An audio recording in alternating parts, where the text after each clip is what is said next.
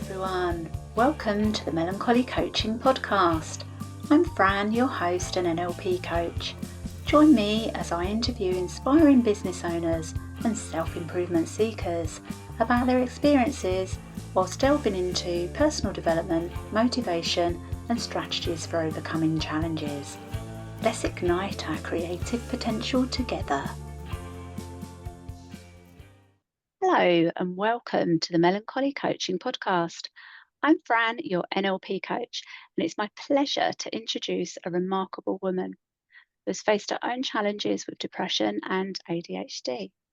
Kendall never expected to be a parent, but her journey took a beautiful turn when she married a husband who promised a life of adventure. Together, they fostered children for a while, and through that experience, Kendall found the courage to have her own daughter. Kendall gently shared about her depression with her daughter through a bedtime story about a cloudy day. She wanted her daughter to know sadness does not diminish love, strength, or magic. So she wrote the story herself since it didn't exist in books. Kendall started a mission to open up conversations about mental health, aiming to be a voice saying it's okay to not be okay, especially in the parenting world. She believes in talking openly with children about these feelings, using creativity to nurture understanding and connection. So Kendall, welcome to the show.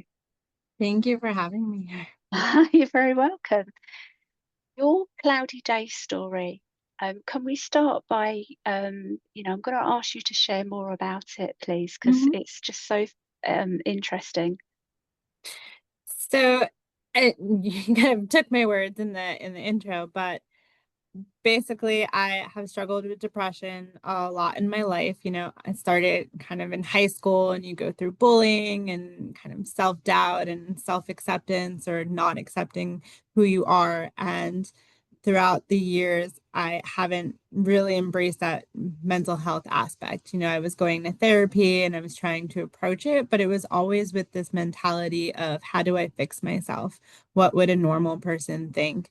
And so later in life, when I really started to find my core friendships, and within that, my husband as my best friend, I started to see a lot of my self-doubt kind of dissipate and see strengths in me. And as we did activities like fostering kids or coaching Special Olympics, I really saw value from the people who were embracing the positive aspects of me that I don't often kind of cheerlead myself for. And so I had never really thought about having kids, because when you have such a cloudy mind, you wonder, if I can't take care of myself every day, how am I supposed to be responsible for someone else? And so I had always kind of put it aside, and that's how we got involved in a lot of volunteering things. But we had an assignment with a small 6-month-old, and when she left, I had realized like our house felt emptier. And I thought, okay, even though there were some struggle moments when she was with us, we got through everything. And so I decided to sort of surprise my husband, and say, let's start trying. And he was making sure. He's like, I know why you didn't want to, and I'm okay with that. And I was like, no, let's try it, and let's just know that I have a different team with me. I have a different mentality here. I have different therapeutic outlets. And so we took a shot. And I actually had a really hard first pregnancy. We had a miscarriage. So it was like all of my doubts came to like life. I'm sorry for And your loss. thank you. I, I was talking to someone else about it, and I was like, I don't know, when people ask, how did you get through it? I really don't know. It is very foggy there. But we were able to pull ourselves back and have our daughter. But I knew postpartum depression was going to come. I was like, man, I'm already like signed up for that in life. So postpartum depression, it's just going to fill in. And so I did a lot to strategically look at what postpartum depression kind of presents as, and start working on that with my husband and my family and my therapist at the time, and really start to try and prepare myself and find the strength in myself to just keep talking about mental health. So I knew that I had to tell people when I was struggling, and I had to ask for help. And it's all of those, cheesy mantra like there's no I in team or there's no reward for doing something alone. And I really had to try and step back and say, I'm not having a good day. I need to just go sit over there and cry. I need to feel all of the feelings. And so through that came this analogy of describing how it was feeling. So, yes, we're out somewhere. My daughter was here. She's an adorable little baby, but she had some medical needs and she cried a lot. And so the stress Mm. was, I wasn't bonding the way I had kind of expected her to come out and just bond instantly because I didn't know how to help her. And so I would cry a lot and I would just cry in not complete sadness, just like overwhelming emotions. I don't know what's going on. I don't know how to handle it. I just need to get all this stress out. And so I started talking to my husband about like how am I going to get through this when she's older? And he would ask like what it feels like and I'd continue to say the cloud. Like we're here, she's here, it's sunny out, but I just feel it. And as she got older and her language, it just took off. She was like 2 and you wouldn't know she was 2 because she was talking like a 5-year-old. And so I was like, oh no, I have to start talking about it even sooner. And so the cloud helped because it's very easy. It's sunny out and suddenly the cloud blocks it. We got a cloud pillow and it was something I can kind of show her and say, it's not you, it's the cloudy day. And through that, it just felt like this acceptance to just say, yes, I'm struggling. Yeah. This, to me, your story actually shows a lot of emotional awareness of yourself, because to ask for help, you need to know that you need it, and you need to accept and give permission to receive it. But the fact that you were signaling that you didn't quite feel right shows to me that you had a lot of emotional awareness even throughout your depression. Sometimes, I would joke with my therapist. I'm like, sometimes I think I'm too aware because Right. I can constantly look at each side of what the battle is in my head. And I would tell my therapist, like, I know I should be thinking this, but I'm also thinking this, and I know what you're going to tell me. And she would say, stop being aware. Just like let me tell you things Yeah.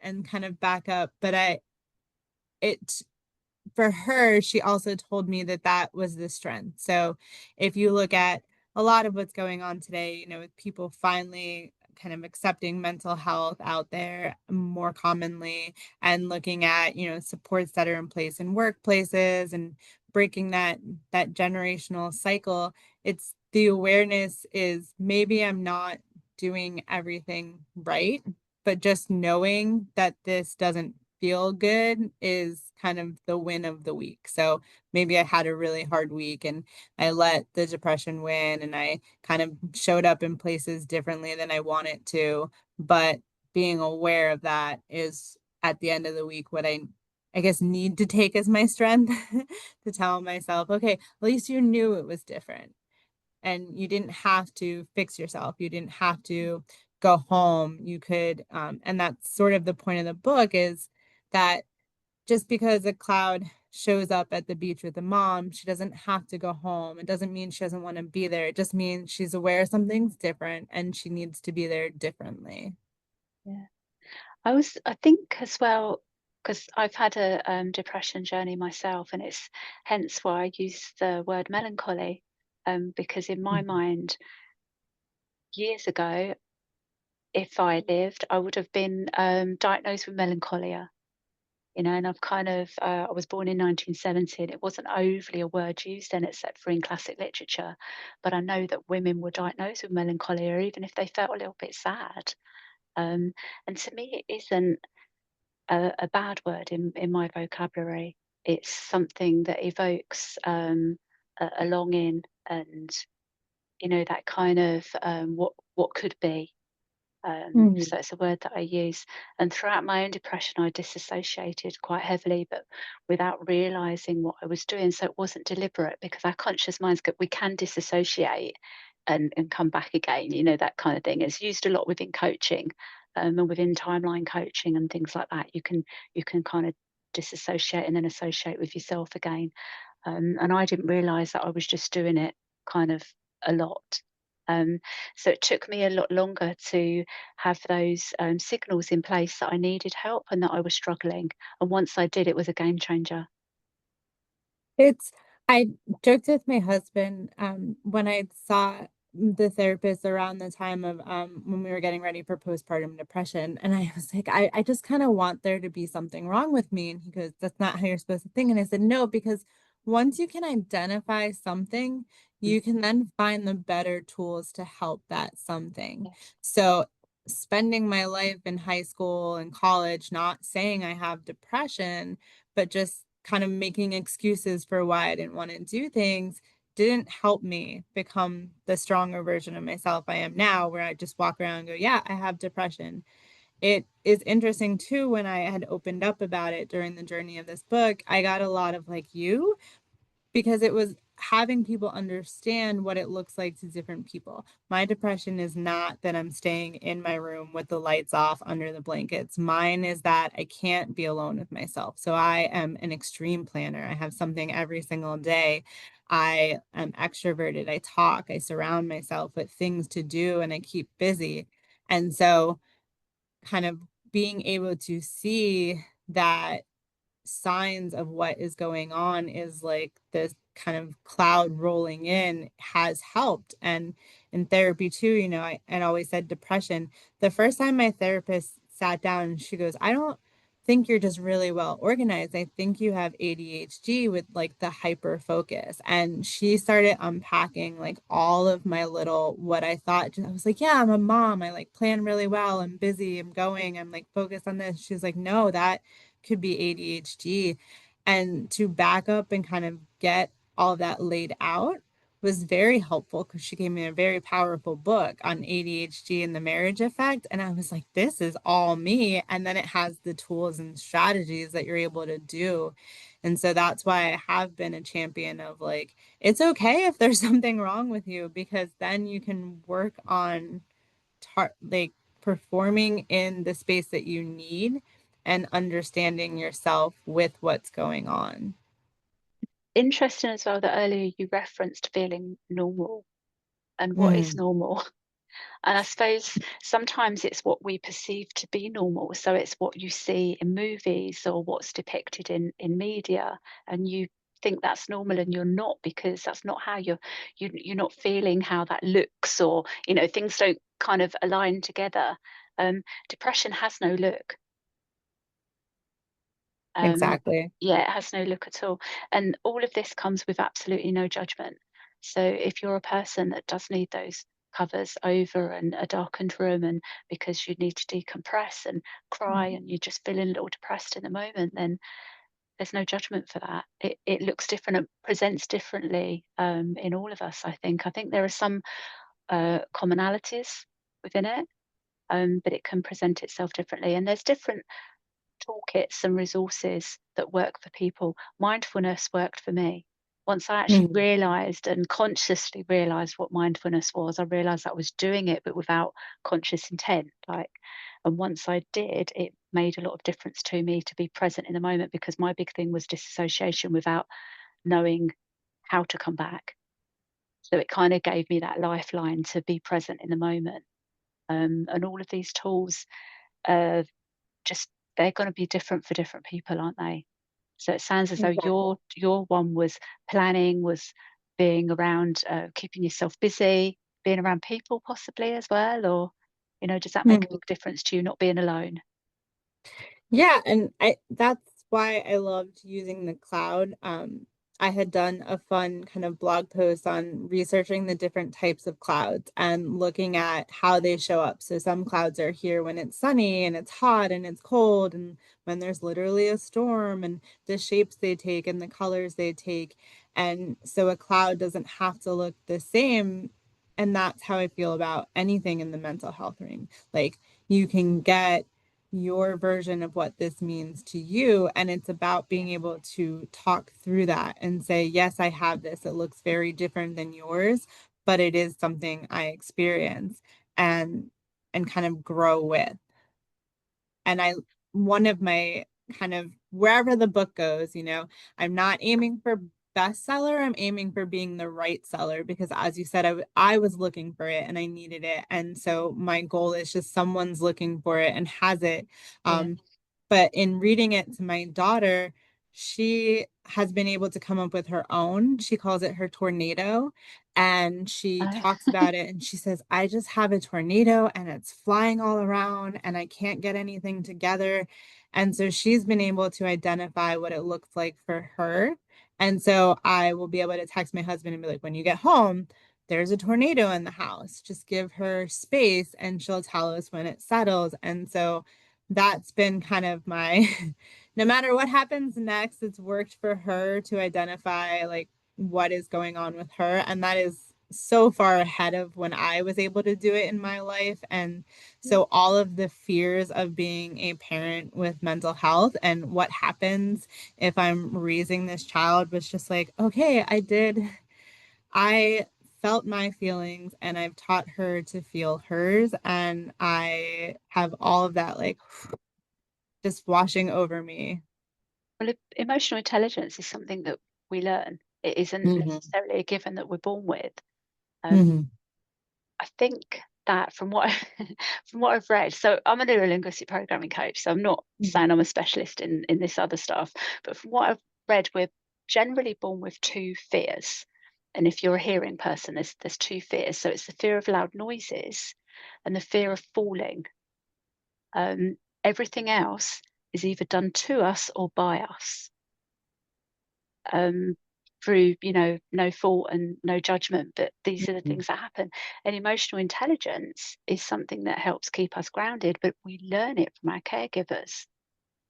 So you being on the journey that you're on, you're able to quite early on provide an age relative kind of toolkit as it is for your own daughter, Hmm. so she will advance a lot quicker. And I make sure to tell people like by doing the book and having, my social media outlet, again, I'm no expert. Like, you're not going to see the little tags of the schooling behind my name, but it is just an open honesty to say, yes, this is what I'm teaching her. So I'm teaching her it's okay to have those emotions. I have really bad parenting days. A couple days ago, she was on my last nerve, and I told her she had to go in the other room if she didn't want like cloudy mommy and storm cloud mom to come out. And it was then an opportunity for her to go in her spot, me to have my 5 minutes. And then we came back and I was like, wow, we're not having a good day today. And she's like, we're not. And it's that sort of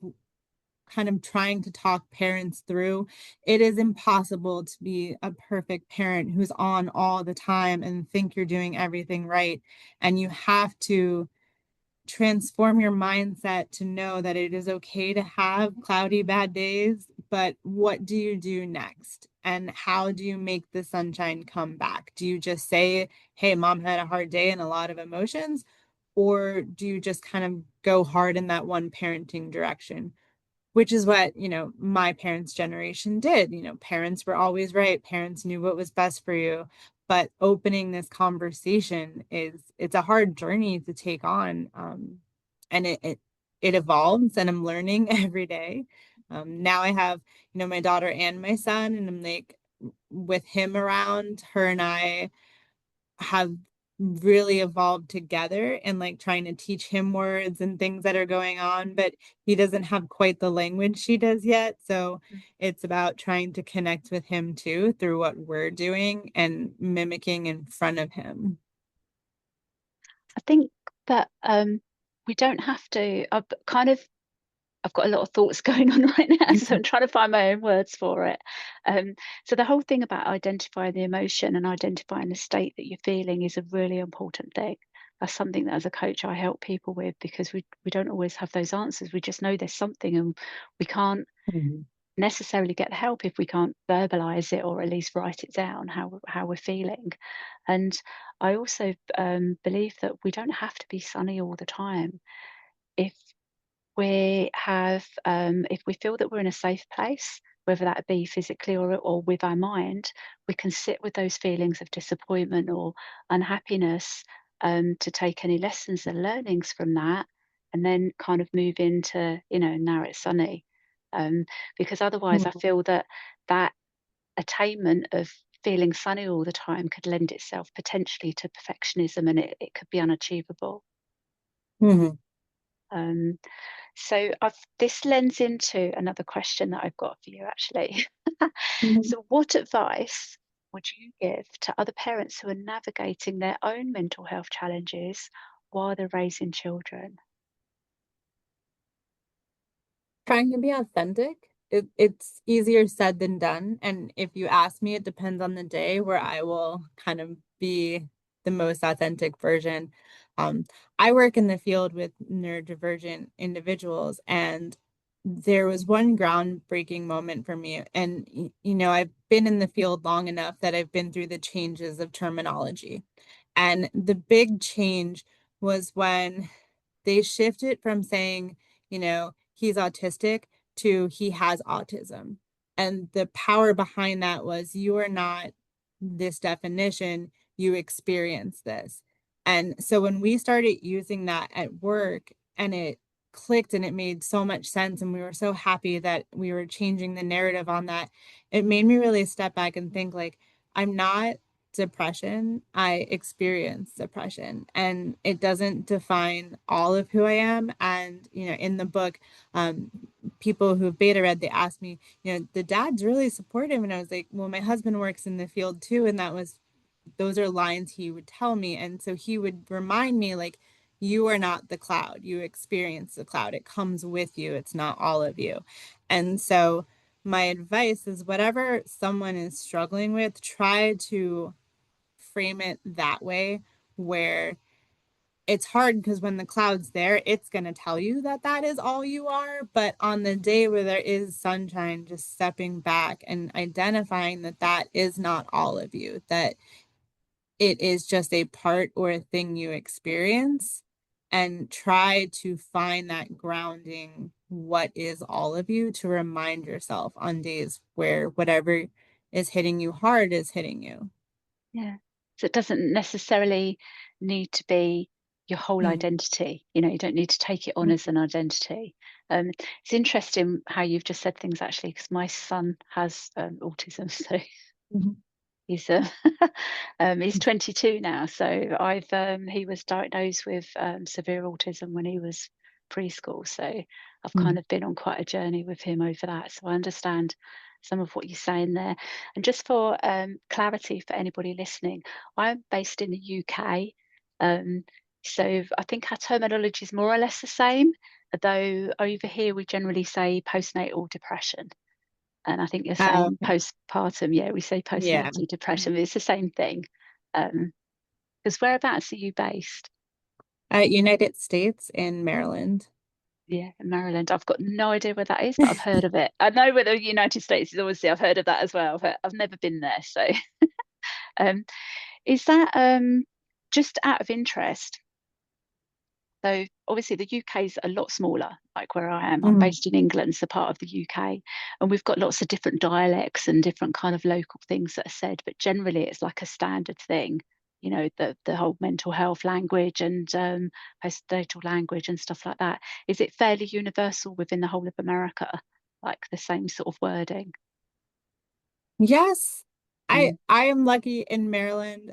We are really progressive, and I think things take off a lot faster, okay, and kind of statewide is, you can find a lot of support. And so I've been lucky in that respect, in even the services and communities I've been able to build. But it is generally statewide that the right. terminology is kind of catching on. Um, so what I'd like to ask you now is, what is a vision or goal you have, that you would that you hope to achieve in the next 5 years? And that could be both personal or just professionally. I think in some personal respect that I've achieved it by just telling people like I'm writing a book and here is an Instagram where I've been posting about my cloudy days. Um, it's something where, as a mom, you put on that smile and you go out in the day, and moms don't get sick and moms can't have days off. And so that's kind of how I've always felt about mental health. Is like I still have to go out there and kind of be me, but it's been great through this journey to open up to people and kind of say, and I've been able to text friends, and instead of an excuse, I've just been like, hey, I'm having a cloudy day, I can't come, and just have them understand it and then hold space for me. And so my goal is to just continue with that momentum and be the authentic version of myself. I am writing. I have an illustrator that I absolutely love. And so when we talked about the books, I signed on for three because I was like, I want to work with her so much. And so I want to write three books featuring the cloud to just show that it doesn't matter where you are. It can show up and kind of talk about that. And then just continue to do things like this where I am connecting, not for like, please go buy my book, but really because I want to talk mental health. And that is the whole kind of mission of what I'm doing, is saying we need to embrace these areas of our life that need that coaching step or need Yeah. to feel our feelings. And so my goal through it is to kind of use this to develop the Instagram and have other people connect and talk about their cloudy days or what their cloud looks like. And, I want to be able to have the networks where we do just start to be open with each other without making excuses for what we need, but really just saying, this is what I need. I think that your book in itself will then act as a lead magnet to draw people to the community that you're building. Mhm. Um, where Yes. would you like that to go? So you're building up your Instagram, you're building up a community. What do you see the future of that?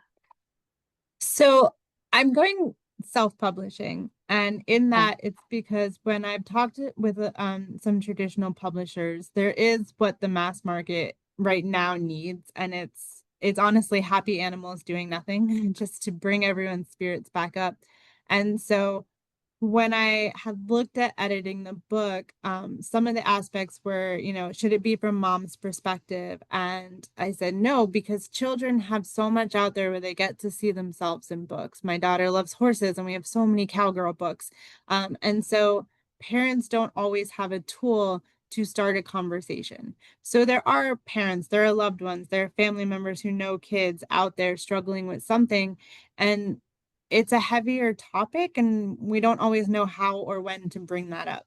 I don't say in the book, hey, I'm depressed to my kids ever. I say kind of, I'm having a cloud. I need a moment to rest. And so my daughter's been able to gather that. If you ask her right now, what's mom struggling with? I still don't think she'd say depression. She would just say, mom has a cloud. So as she grows with me, I can explain that's depression and here's what it is. And so my goal is to I am marketing not to the kids who are going to walk into the library and say, "Ooh, a beach day, pick up a book." Great if they do. But I am connecting with the schools and the community centers and connecting with the therapist to say, you can have this conversation with kids. If you have people in the area who need this support, this is how you can start the conversation. And where you go from it is just your groundwork. And so in the back of the book, one of the great things that I'm excited about is I've been able to partner with some local, I have a therapist, we have a merriment maker. So her oh wow. whole career shift was she has this amazing website, The Pulse and Uncustomary, and she puts up 30-day challenges for happiness. She challenges you to go experience joy. And so we're putting a challenge in the back of the book. We're asking questions about what does your cloud look like or what do you need? Because my I like goal that. from this is the conversation, and it's not necessarily the core of the story. Yes, I worked really hard on it and we're editing, and it looks so different through the versions, but it's really just a tool to the bigger creative kind of outlet that I want to come from it. because Yeah. again, it didn't exist. And having those collaborations as well Mhm. with others, offering something that's complementary to what you're doing. Yeah. Yeah, I love that. Thank you. Um, right, there's a lot of things there that I'm thinking about. And hopefully this has evoked a lot of thought in anybody listening as well. So thank you, Kendall, for sharing your story, and your heart, also your heart with us today. Your honesty and your courage inspire us all to be gentler with ourselves, and those around us. Um, if you would like to stay inspired and connected, with Kendall's journey, you can follow her. Now, you've mentioned Instagram, so you're on Instagram as Cloudy Day Chronicles. Yes. And what should anybody visiting your Instagram, what kind of things should they expect, or could they expect?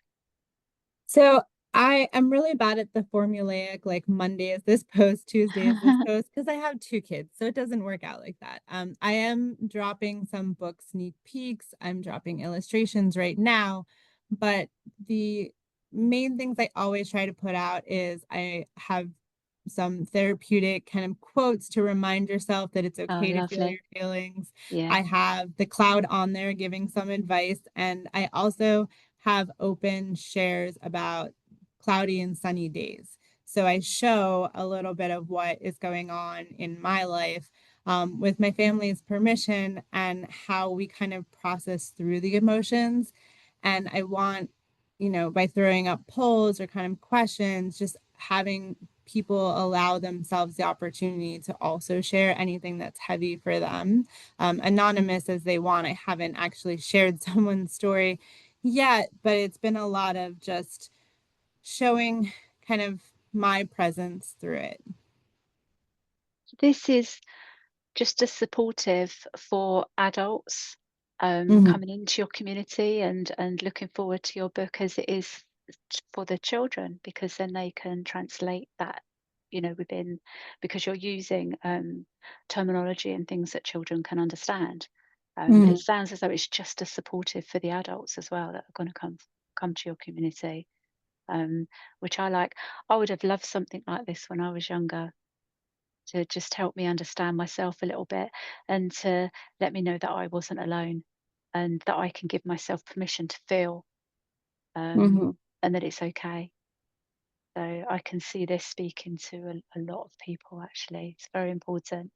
You've also got a website. So that's cloudydaychronicles.wordpress.com. And I think are you writing blogs on your website? Because I had a little look, and I'm pretty Yes. sure there's blogs on there, isn't there? Can you just tell Yes. us a little bit more about those? So through the journey, I kind of looked at what authors have. I'm really bad at the internet, so creating a website myself is not going to let's happen unless let's I pay let's someone. reframe that. Let's reframe that. I'm not into the internet, or Yes. let's reframe that. Yeah. The coding aspect of Right. trying to Okay. get it to function as a website. And so I also sat back and thought, like, if I did an author website, what would I really want to put on there? And again, a big part of it is presence and what happens, after the beach day when we go home. And so I've started the WordPress more as a blog to just Right. share the longer stories behind what is going on. So one of the big first posts was about why did I start all of this? And it was about being a parent who's hesitant to become a parent and what happens in that first postnatal depression, and trying to look at, how did I get to different places in my journey, and sharing like the fuller story for the adults kind of behind the book. And also just sometimes saying something that other people aren't saying. A big comfort in my journey with my daughter was finding kind of my core mom friends, and the ones that stuck around with me were the ones who I was able to say, like, this is not going well. Like, I didn't, if you ask my daughter what was she like as a baby, she'll say I was a terror, because she Oh, she had a lot going on. She didn't stop screaming for about 6 months. It turns out she had like a hernia reflux.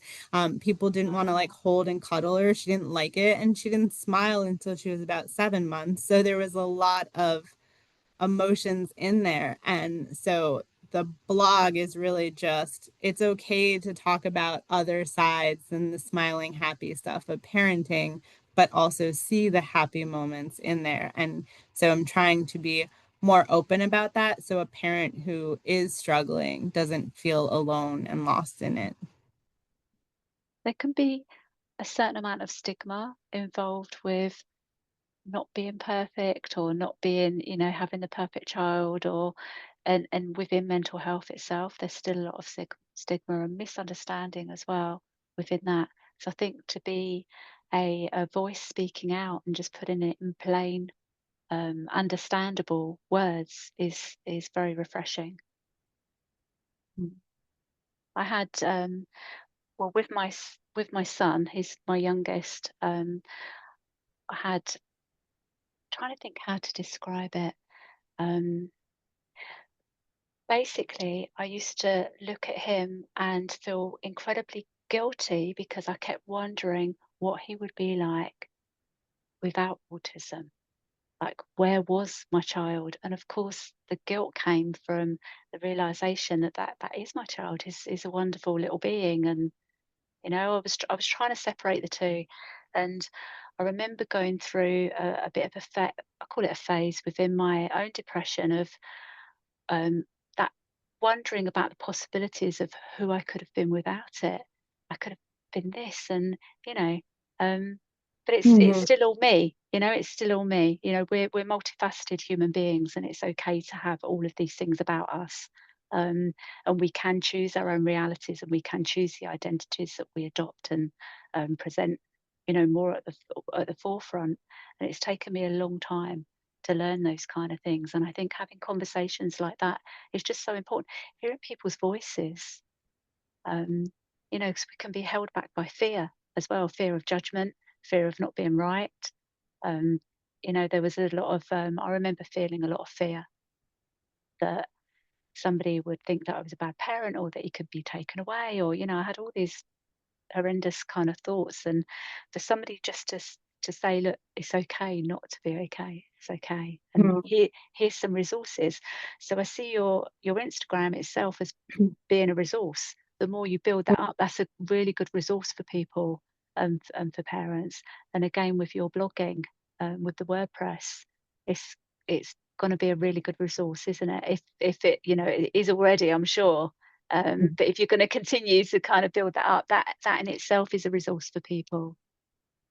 Yeah, and parenting it's so hard because I agree, like, I'm emotional about your share because I see that in my daughter. Sometimes she gets really overwhelmed and she'll kind of say, and my first thought is like, "Oh, no, she has," Yeah. or if she's hyper focused, I'm like, "Oh, no, like, I did that, and what would she be like if I had, fixed myself or if I wasn't open about all of this?"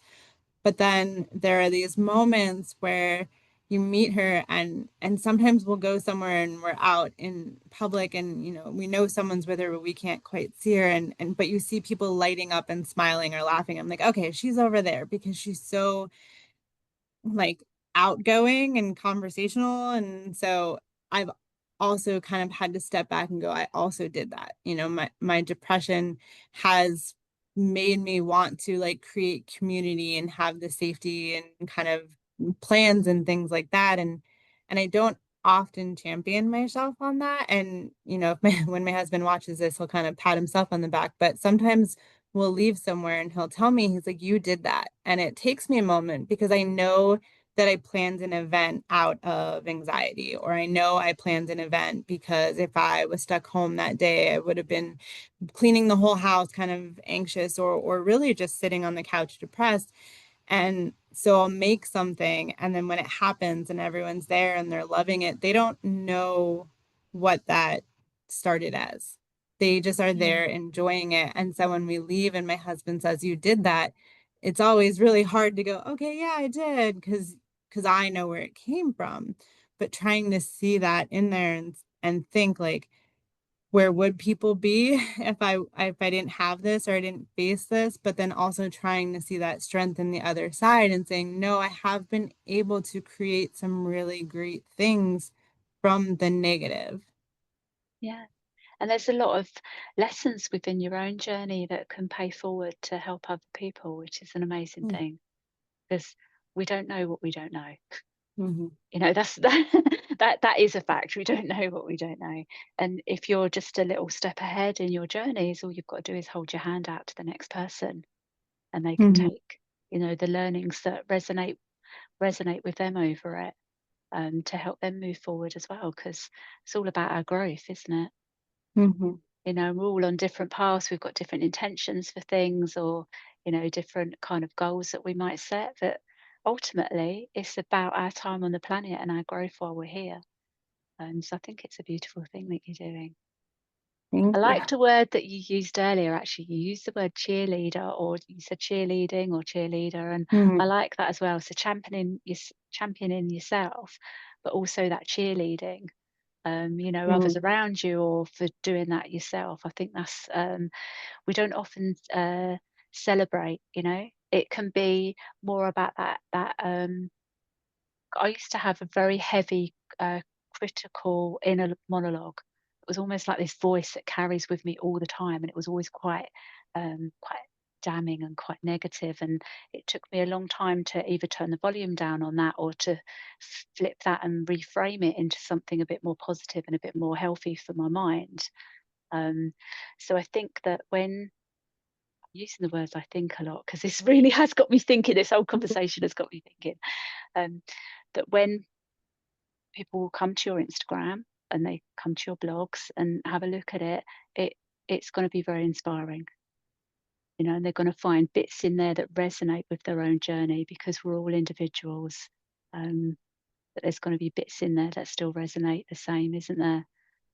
Mhm. Um, so thank you so much for sharing all of this. Thank you. And I love your future plan as well. Um, Thank you. Ah, and I'd like to talk to you a bit more about your WordPress website as well, just as a side note, Mhm. just in case there's anything that I can offer there in the way of support for you. Yeah. Um, so if you're interested in more content like this, be sure to check out Melancholy Coaching on YouTube. Until next time, stay curious and keep igniting your creative potential. And go find Kendall at Cloudy Day Chronicles on Instagram, and on WordPress, cloudydaychronicles.wordpress.com. Thank you. Thank you. Bye. Bye for now, anyway. Thank you for joining me on the Melancholy Coaching Podcast. I'd love you to subscribe. For queries or to connect, email info@melancholymentor.com. Until next time, keep igniting your creative potential.